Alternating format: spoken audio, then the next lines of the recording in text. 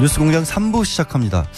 방금 뉴스에서도 잠깐 다루긴 했었는데요. 30분 정도 전에 속보로 북한이 원산에서 불상의 발사체를 여러 발 쐈다고 합니다. 아마 지대 함 미사일로 추정된다고 보입니다. 3부 본격적으로 시작합니다. 이른바 슈퍼 수요일로 불렸던 인사청문회, 여러분은 어떻게 보셨습니까? 여당은 결정적인 한방은 없었다라고 긍정적인 평가를 내놓고 있고, 야당, 특히 캐스팅 보트를 쥐었다고 볼 수 있는 국민의당의 선택이 주목될 수밖에 없는데요. 국민의당 박주선 비상대책위원장 연결해서 각 후보자들에 대한 평가와 최근 정치 현안에 대한 입장 들어보도록 하겠습니다. 위원장님 나와 계세요? 네, 안녕하십니까. 네, 안녕하십니까. 네. 예. 오늘 먼저 이제 정부에 관한 얘기 좀 여쭤보겠습니다. 문재인 정부가 출발한 지 꼭 30일, 새 정부 지난 한 달에 대한 평가를 좀 들어보고 싶은데요. 잘하고 있는 점부터 일단 좀 말씀해 주시죠. 일단 권력을 행사하는 대통령이 좀 국민에게 군림하지 않고 타격을 하면서 소통하려고 하는 모습, 참 겸손한 권력 운영이다 하는 점에서는 좀 높게 평가를 합니다. 그렇지만 우선 인사청문과 관련해서라도 인사 배제 5대 원칙을 대통령 스스로가 제안을 하고 선거 공약을 했고 이건 반드시 지키겠다고 약속을 했고 또 취임사에서 만일에 잘못이 있으면 잘못했다고 국민께 사과하겠다고 약속을 했는데 우선 인사 검증을 검증 기간이 짧아서 이런 문제가 생겼다고는 할 수는 있습니다만, 그러나 이런 인사 5대 배제 원칙 스스로 제안한 그 기준에 어긋난 인사를 국회에 청문 요청을 한다는 것은 스스로 약속을 뒤엎는 것이고, 인사는 만사라고 하는 국민이 정말로 공정하고 투명하고 규감이 되는 그런 공직 후보자를 내세워줄 줄 알았더니 그걸 좀 빗나가기 너무 좀 실망이 크다. 그리고 또 이런 문제가 있는 인사에 대해서는 대통령께서 선 조치를 하고 국민에게 사과하면서 양해를 구해야 되는데 전혀 문제가 없다. 그리고 국회에서 청문을 해가지고 의혹이 제기되고 그것을 규명해서 문제를 삼겠다 하면 그건 국정 발목을 잡는 거고 인사를 정치화시킨다 하고 모든 비난을 국회에다가 좀 전환을 시키고 있어가지고 국민들이 아마 이해하시기가 어려우리라, 동의하시기가 어려우리라 저는 그렇게 생각합니다. 일단 비대위원장님께서는 이제 전반적인 총론을 그렇게 보셨고 문재인 대통령이 국회로 공을 넘기는 게 아니냐라는 그런 지적을 해주신 걸로 제가 이해를 하고요. 그럼 좀 하나씩 구체적으로 좀 들어가 보겠습니다. 지금 국회에서는 외교통일위원회 소속이시라서 강경화 외교부 장관 후보자에 대해서 거의 어제 14시간 정도 됐는데 그 자리에 계셨잖아요. 전반적인 어떤 총평부터 먼저 좀 한마디 해주실까요? 우선 비고시 출신 여성이라는 측면에서 신선감이 있고 유엔의 국제 무대에서 다자 외교에 상당히 경륜을 가지고 있는 분이라고 그래서 굉장히 기대를 했습니다만 저희 우리나라를 둘러싸고 있는 북한 핵 문제, 그다음에 미국과 중국의 견제와 서로 갈등 관계에 있는 이 틈바구니 속에서의 한국 외교 방향, 그리고 사드를 둘러싼 한미 동맹의 손상 우려, 또 중국의 사드와 관련된 경제 보복 이런 것 등에 대해서는 전혀 해법을 제시하지를 못했다고 저는 그렇게 평가를 합니다. 그런 점에서 국제 기구에서 역할은 어느 정도 평가를 받는다 할지 몰라도 대한민국의 현실 외교 상황에서 특출한 능력을 가졌다고 평가하기는 아직 이르다. 저는 그렇게 봅니다. 지금 외교부 장관으로서의 능력과 자질에 대해서 먼저 얘기를 해주셨는데 혹시요, 그러면 지금 윤병세 장관이랑 비교를 하면 어떻게 보세요? 어느 정도가 어느 분이 낫다 내지는 어떤 분이 장단점이 있다?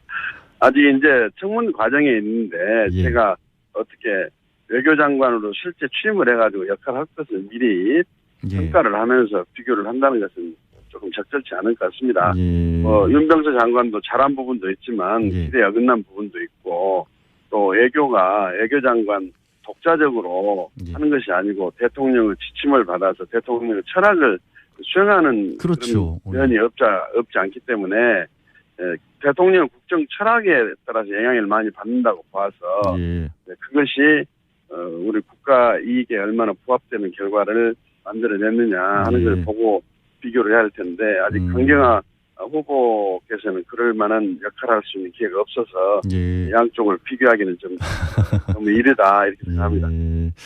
어떤 면에서는 대통령의 철학을 받들 수 있는 부분도 있다, 여지는 있다 이렇게 또 생각할 수도 있을 것 같은데 이제 강경화 후보자에 대해서 다른 어떤 인사청문 후보들보다도 굉장히 많은 어떤 문제 제기를 좀 했지 않습니까? 그런 여러 가지 가운데서 위장전입 세금 체납은 본인이 인정하고 여러 번 사과를 했고 반면에 이제 노문 표절이나 부동산 투기 이런 것에 대해서는 사실이 아니다라고 명확하게 선을 그었는데 해명 과정은 어떻게 적절하셨다고 보세요? 그래서 이제 본인의 해명은 납득이 되는 부분도 있습니다. 외국에 있으면서 국내에 계신 남편이 사실관계를 잘 모르고 해명이 좀 뒤틀리게 됐다든지 또 오래전 일이라서 기억이 좀 제대로는 안 난다 하는 취지로 이야기를 하고 하는 건데 뭐 사람이기 때문에 뭐 그럴 수도 있겠다 하는 점은 있어요. 그러나 뭐 위장 전입 문제라든지 세금 탈루 문제 이런 것은 본인이 스스로 시인하고 지금 용서를 구하고 있는 상황입니다. 그런데 이제 우리 국민들이 상당히 좀 관대하다고 그럴까요? 과거에 대해서는 상당히 관대하다고 그렇게 말씀드릴 수가 있겠는데 또 인사청문 제도가 도입된 취지는 이런 공직자의 도덕성을 검증을 해가지고 흠결이 있다면 그 흠결이 국민을 위해서 봉사할 수 있는 공복으로서의 신뢰를 받기 어렵다면 또 그리고 또 모범된 생활을 해와야만이 앞으로 자라나는 우리 후세대에 대해서도 불법 정신을 함양할 수 있는 계기도 되고 할 텐데 어떤 위법과 비리를 저지르고도 고위공직에 아무런 제한 없이 취임한다 한다면 그 나라에 자라는 청소년 또는 일반 국민에게 어떤 영향을 미치겠느냐 생각해보면 상당히 이게 좀 중차대한 문제라고 저는 그렇게 보고 있습니다. 지금 그러니까 국민은 관대하더라도 그래 국민 눈높이에서 봤었을 때는 어느 정도 납득이 간다고 할지라도 이제 비대위원장님이 보시기에는 좀 그렇지 못했다라는 걸로 들리거든요. 말씀하신 게. 그러면 물론 이제 국민들께서도 저하고 생각을 같이 하신 분도 계실 거고 또 뭐 관대하게 뭐 일하는 게 더 중요하지 않느냐 일할 수 있는 기회를 구해해라 하는 말씀도 계실 건데 아무튼 오늘 저희 의총이 9시부터 있기 때문에 그러니까요. 여러분들의 의견을 한번 듣고 저희 당의 기준을 한번 제시해 보도록 하겠습니다. 아직 뭐 이렇게 입장 정리가 어느 정도 내부적으로는 됐다 이런 것도 안 나온 상태인가요? 그러면? 지금 어제 이제 청문회가 장관 후보에 대해서는 끝났고 현재 소장에 대해서는 오늘도 진행이 되는데 사실 청문이라는 것이 재판과 비슷해서 청문위원들이 재판관 역할을 했기 때문에 그분들이 의혹을 제기한 부분에 대해서 심의를 했고 당사자 또 변명도 들었고 그렇기 때문에 종합해서 보고를 받고 그 저희 의견을 나누도록 그렇게 해서 방침을 정하도록 하겠습니다. 알겠습니다. 반면에 김동연 경제부총리 겸 기획재정부 장관 후보자에 대해서는 뭐 자유한국당도 그랬고 국민의당에서도 그렇고 전반적으로 평가가 좀 긍정적으로 보이는데 어떠세요? 그래 상대 후보들하고 비교를 해보면 그렇게 큰 의혹 제기는 없는 것 같습니다만 그 시력 저하로 인한 병역 면제 부분 이 부분이 조금 의혹으로 제기되는데 명쾌하니 해명은 되지 않은 것 같습니다. 그런데 그 부분은 후보자는 굉장히 억울한 것 같던데 어제. 글쎄 이제 오늘 청문위원들 보고를 들어보면 그 부분에 대해서도 저희들이 합리적인 판단을 할 수 있을 것으로 이렇게 기대를 합니다. 일단은 의원총회를 통해서 이렇게 좀 뭐 얘기를 들어보겠다. 아직은 이제 입장 정리를 정확히 안 하셨다라고 보이는데 오늘 의총에서 그러니까 김상조 공정거래위원장 후보자도 결정을 하시는 거죠, 거기서? 네, 그럴 계획으로 있습니다. 우리 비대위원장님 개인적으로는 어떻게 보세요? 김상조 위원장 후보에 대해서는? 글쎄, 제가 지금 청문위원들로부터 직접 보고는 아직 못 받았습니다만 그동안에 언론을 통해서 제기된 의혹 그리고 그 의혹이 사실이라는 전제하에서 보면 사실 공정거래위원장으로서 아무리 능력이 또 경륜이 있다 하더라도 국민의 모범이 돼야 할, 규감이 돼야 할 공직자로서의 역할을 수행하기는 적합하다고 보기는 어렵지 않느냐는 그렇게 생각합니다. 개인적으로는 좀 부정적이시네요. 예. 그러나 이제 청문위원들하고 직접 의혹이 어느 정도 해소가 되고 해명이 됐는지를 듣고서 저희 생각도 정리를 하고 다음 방침을 전하도록 하겠습니다. 네, 어쨌든 현장에 계셨던 건 아니니까 언론으로 들었으니까. 알겠습니다. 이 부분이 사실 이제 비대위원장님 개인적으로도 호남 의원이시고 해서 좀 민감한 사안인 것 같았는데 이제 김희수 헌법재판소장 후보자는 이제 5.18 판결 그것에 대한 공식 사과를 하면서 시작을 했습니다. 비대위원장님께서도 이제 검찰 출신이시고 법에 대해서 잘 아시니까 당시에 김희수 소장 후보자가 그때는 군판사였고 뭐 실정법의 한계를 넘기도 어려웠다 이런 해명에 대해서는 어떻게 들으셨는지요? 이해가 가는 부분이 있습니다. 예. 사실 군사 정권 하에서 민중을 억압하고 광주 민주화 운동이 발발했고 하는 시점에서는 사실은 많은 피해자가 발생했는데 이건 시대의 아픔이고 누구 개인 한 사람에게 돌멩이를 던지기는 어렵다고 봅니다. 우리 광주 5.18 단체에서도 성명을 내고 광주에 진압군 부대로 온 계엄군 모두에게 책임을 물을 수 없는 것처럼 그렇죠. 군 판사 또 젊은 법무사에 불과했던 그분 한 사람에게 큰 책임을 묻기는 어렵지 않느냐 뭐 이런 취지의 의견도 제시를 하고 있거든요. 그래서 그런 것도 참작해야 되겠고 또 하나는 이미 이분은 헌법재판관으로서 근무를 하고 있습니다. 그렇죠. 헌법재판관으로 청문도 받았습니다. 그렇게 해서 이제 재판관이 됐는데 사실 현재 소장이라고 그래서 헌법을 해석하거나 또 헌법재판하는 경우에 일반 재판관보다도 우월적 지위나 권한이 있는 건 아니거든요. 헌법만 다루는 뿐이죠. 특화된 것 뿐이죠. 네네. 그런데 이런 문제가 의혹으로 제기돼가지고 이런 의혹들 때문에 현재 소장은 못한다고 한다면 현재 재판관도 해서는 안 되죠. 그렇죠. 사실은 그 동일한 기준이 어떻게 보면 적용이 돼야 될 수도 있다라는 것도 있고. 그런 측면도 한번 감안할 필요가 있지 않겠는가 이렇게 생각합니다. 말씀하시는 걸로 들어보면은 사실 김희수 후보자는 이제 다른 분들과 달리 오늘 한 번 더 청문회도 하고 또 국회 인준도 거쳐야 하지 않습니까? 지난번 이낙연 총리처럼. 말씀하시는 걸로 비춰보면은 청문회 통과가 좀 가능할 것 같이 그렇게 들리네요. 그렇게 보시는 건가요? 이제 그건 여기는 이제 청문회 청문 보고서가 채택되고 가는 것이 문제가 아니라 우리 전 국회의원들의 임명 동의 절차를 받아야 되기 때문에 그러니까요. 이제 개개인들이 어떻게 이제 판단하느냐에 따라서 표결 결과가 달라질 나올 수 있겠죠. 알겠습니다. 지금 말씀해 주신 것처럼 이제 특히 표결이 필요한 사안도 있고 또 어쨌든 청문 보고서만 채택하는 사안에 있어서도 국민의당이 참 캐스팅 보터 역할을 맡게 되셨지 않습니까? 지금 상황이.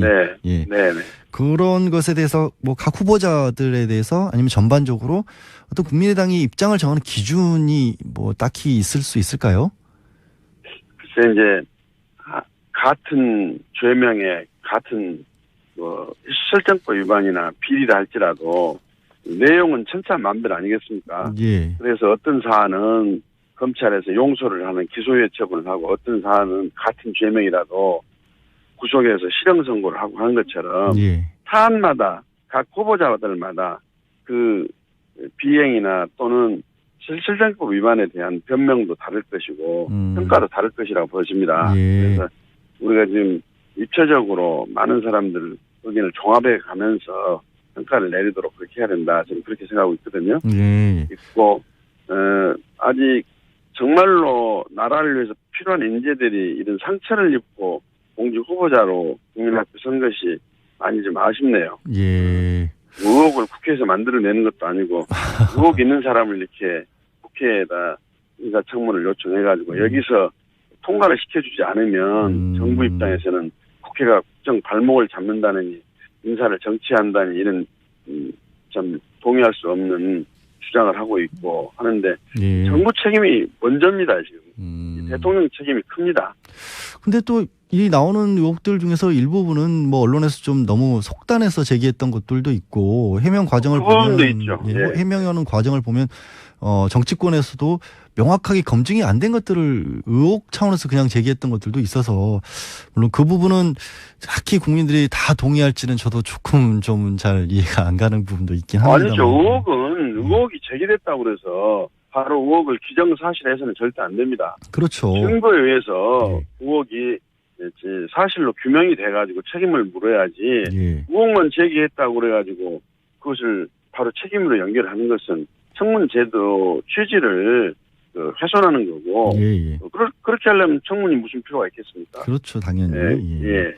예, 알겠습니다. 근데 이게 보면은 이제 비대위원장 입장에서 굉장히 좀 곤혹스러우실 것 같기도 한 게 박지원 전 대표가 당론과 관계없이 뭐 굉장히 긍정적으로 후보자들에 대해서 뭐 개인적으로 SNS를 통해서 입장도 밝히고 있고 그런데 이게 조금 뭐 운영에 나가시는데 뭐 판단에 나가시는데 조금 영향을 끼치지 않을까요?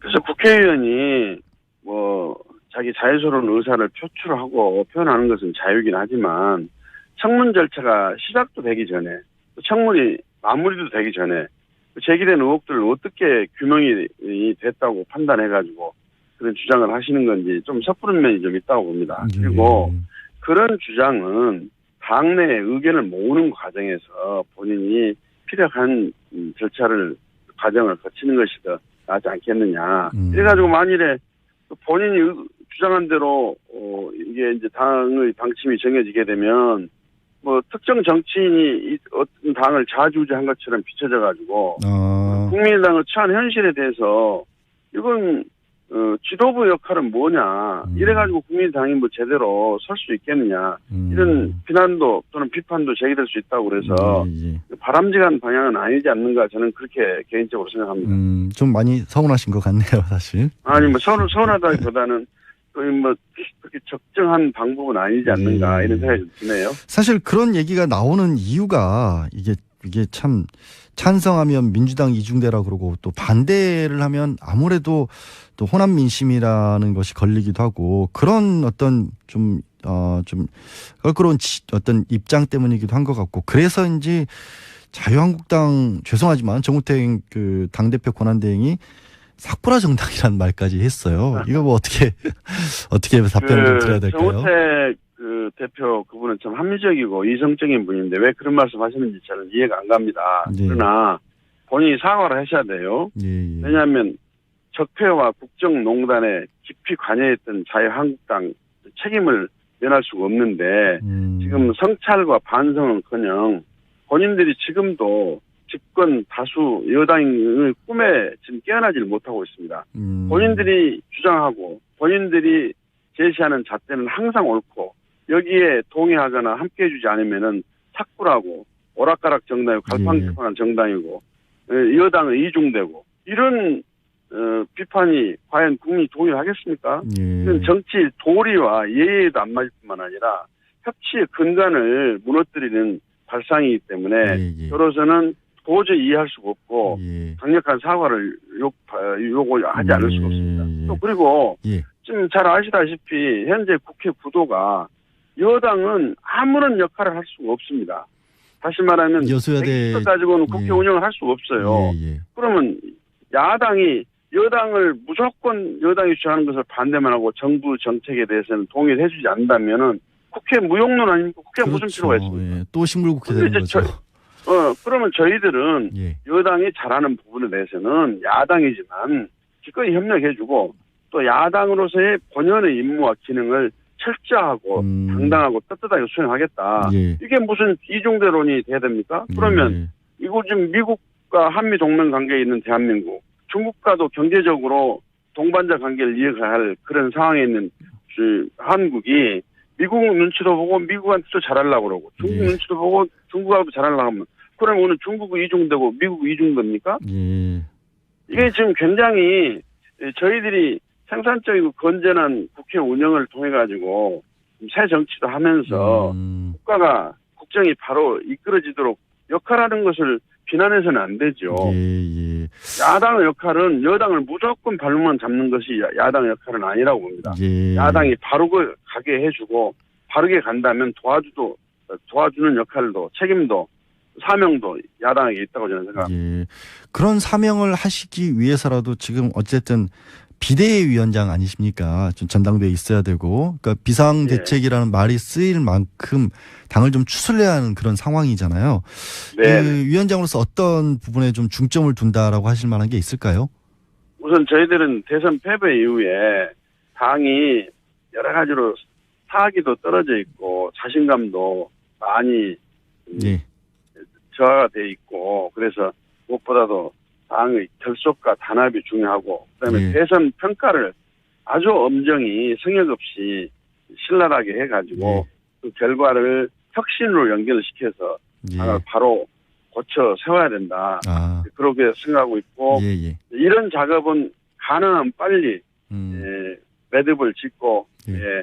정상적인 체제로 가도록 하는 것이 맞다. 저는 그런 생각을 하고 있고, 예. 또는 당의 지지율과 관련해서 여러 가지 말씀들이 계십니다만은 당의 지지율이 지금 바닥을 치고 있는데 예. 이 지지율 바닥을 두려워해가지고 저희들이 해야 될 일을 하지 못하면서 여론의 눈치만 살피는 것은 당당한 야당이나 또 정치인의 자세가 아니라고 생각합니다. 예. 저희들은 예.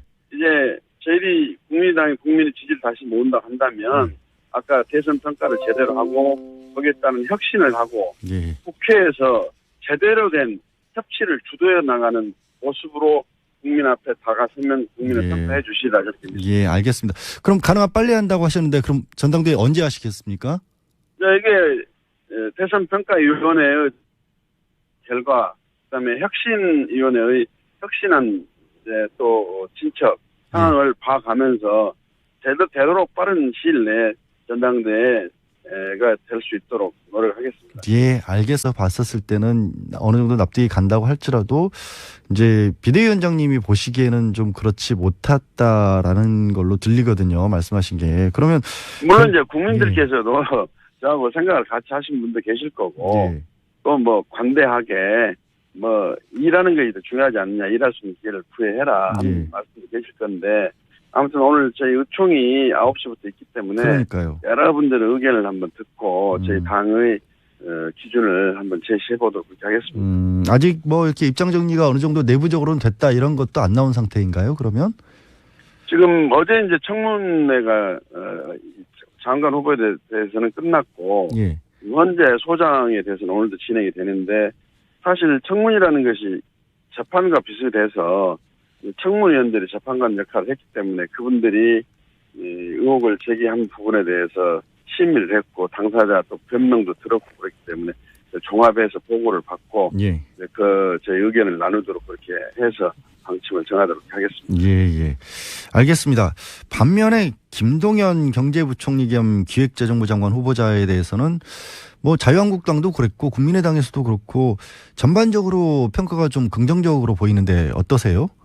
그래, 상대 후보들하고 비교를 해보면 그렇게 큰 의혹 제기는 없는 것 같습니다만 예. 그 시력 저하로 인한 병역 면제 부분, 예.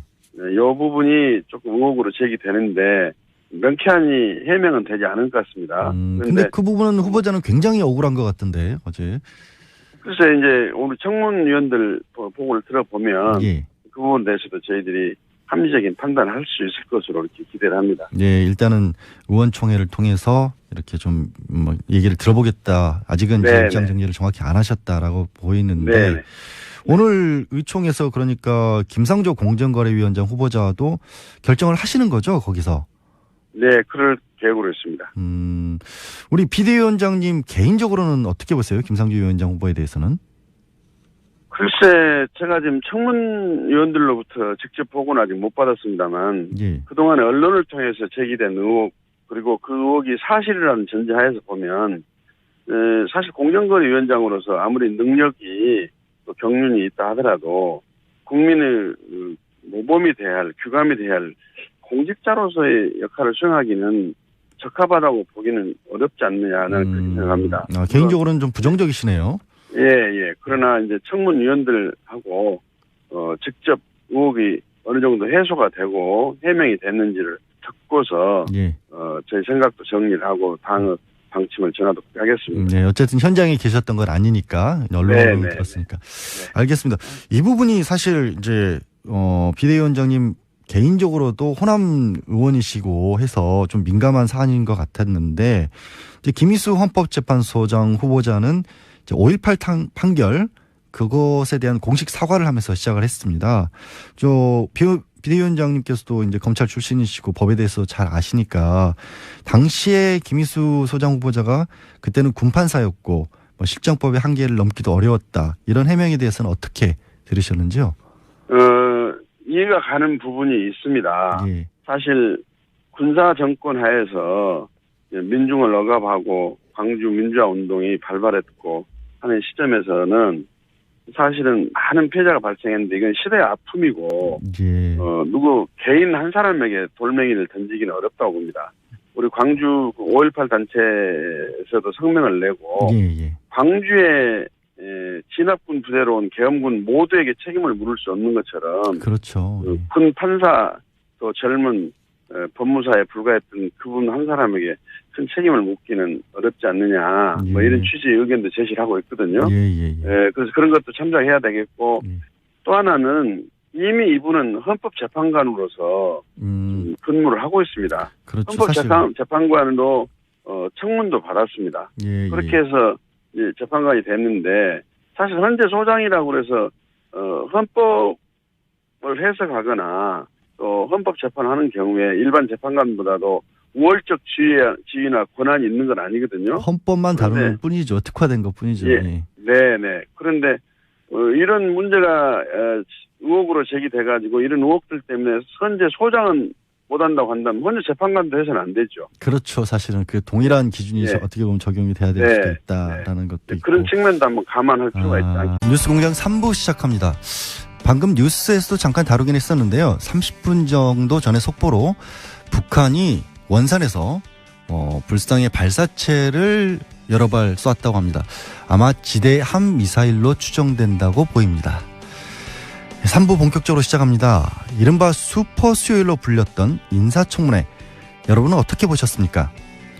여당은 결정적인 한방은 없었다라고 긍정적인 평가를 내놓고 있고 야당, 특히 캐스팅 보트를 쥐었다고 볼 수 있는 국민의당의 선택이 주목될 수밖에 없는데요.